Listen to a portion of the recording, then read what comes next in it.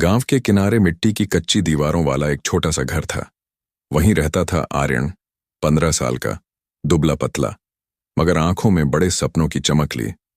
उसके पिता रामनाथ गांव के एकमात्र दर्जी थे और मां घर में सिलाई बुनाई करके थोड़ी बहुत मदद कर देती थी। आर्यन का बचपन गरीबी के बीच बीता, मगर उसने कभी शिकायत नहीं की। उसका सबसे बड़ा सपना था डॉक्टर बनना। वो सपना भी ऐसे नहीं आया था। उसकी जड़ें बचपन की एक घटना में थी।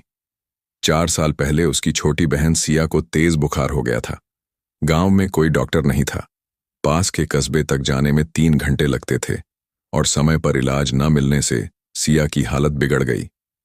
उस दिन आर्यन ने अपनी बहन को गोद में लेकर अस्पताल तक दौड़ लगाई थी। वह बच तो गई, लेकिन उस दिन उसने मन ही मन ठान लिया था, एक दिन मैं डॉक्टर बनकर रहूंगा ताकि किसी को भी मेरी बहन जैसा कष्ट ना सहना पड़े। गांव के स्कूल में पढ़ाई का स्तर बहुत अच्छा नहीं था। किताबें पुरानी थीं, लैब का नाम तक कोई नहीं जानता था और विज्ञान की क्लास में केवल किताबें पढ़ती जाती थीं। लेकिन आर्यन जानता था कि डॉक्टर बनने के लिए उसे नीट जैसी कठिन परीक्षा पास करनी होगी। वो स्कूल के बाद पास के कस्बे की लाइब्रेरी जाता, जहां पुराने मेडिकल की किताबें पढ़ने को मिलती। इंटरनेट उसके लिए सपना था, लेकिन एक दोस्त के मोबाइल से मेडिकल टॉपिक्स के वीडियो देख लेता। अक्सर उसके पिता कहते, बेटा तू तो खूब पढ़ता है, पर हमारी हैसियत कहाँ मेडिकल कॉलेज की फीस देने की।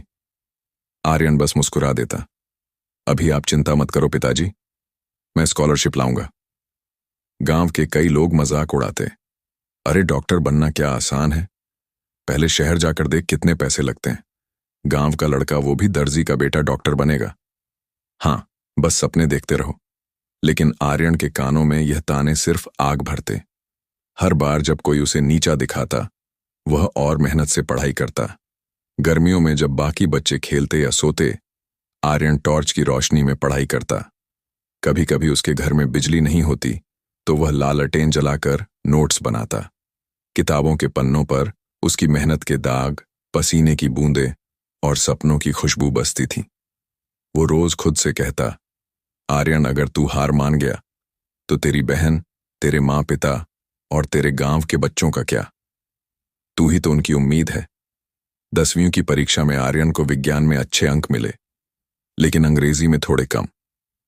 कस्बे के इंटर कॉलेज में दाखिला लेने के लिए अंग्रेजी के अच्छे अंक जरूरी थे। उसने प्रधानाचार्य से कहा, सर, मुझे एक मौका दीजिए, मैं अगले साल आपकी उम्मीद से भी ज्यादा अच्छे अंक लाऊंगा। प्रधानाचार्य उसकी आंखों में चमक देखकर मान गए और फिर आर्यन ने 11वीं-12वीं में विज्ञान पर पूरा ध्यान लगाया। 12वीं के बाद वो नीट की तैयारी के लिए शहर गया। किराए का एक छोटा सा कमरा लिया, जहां एक चारपाई, एक टेबल और एक पंखा था। दिन में 12 से 14 घंटे पढ़ाई उसकी आदत बन गई। कई बार खाने के पैसे नहीं होते तो वह बस पानी पीकर सो जाता। लेकिन वह जानता था कि भूख असली दुश्मन नहीं है, हार मान लेना असली दुश्मन है। नीट की परीक्षा से ठीक 1 महीने पहले उसके पिता को गंभीर बुखार हो गया। अस्पताल में इलाज के लिए पैसे नहीं थे। आर्यन ने अपना पढ़ाई का समय काटकर पार्ट टाइम ट्यूशन देना शुरू किया ताकि इलाज का खर्च निकल सके। उसके दोस्त ने कहा, यार, ऐसे में तू तैयारी कैसे करेगा? आर्यन बस बोला, पढ़ाई भी करूंगा और पिताजी का इलाज भी। डॉक्टर बनने का सपना सिर्फ मेरा नहीं है, ये मेरे पूरे परिवार का सपना है। नीट का दिन आया। परीक्षा केंद्र तक जाने के लिए उसने बस में सफर किया। हाथ में एडमिट कार्ड था और दिमाग में बस एक ही आवाज, तू कर सकता है। आर्यन, परीक्षा कठिन थी, लेकिन उसकी मेहनत ने उसे हर सवाल के सामने आत्मविश्वास दिया। 1 महीने बाद रिजल्ट आया। गांव में इंटरनेट ना होने की वजह से वो साइबर कैफे गया। रोल नंबर डालते ही स्क्रीन पर चमक उठा। आर्यन ने ऑल इंडिया में टॉप 500 में जगह बनाई थी। उसकी आंखों में आंसू आ गए। उसने फोन पर पिताजी को बताया, पिताजी, आपका बेटा डॉक्टर बनने जा रहा है।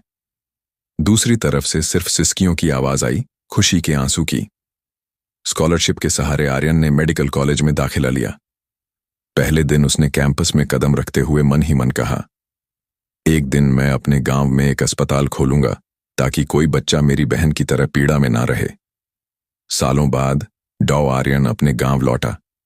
अब गांव के बीच एक सफेद रंग का छोटा सा अस्पताल था, जिसके ऊपर बड़े अक्षरों में लिखा था सिया मेमोरियल हॉस्पिटल। वो मुस्कुराकर बोला, मैं डॉक्टर बन के रहूंगा।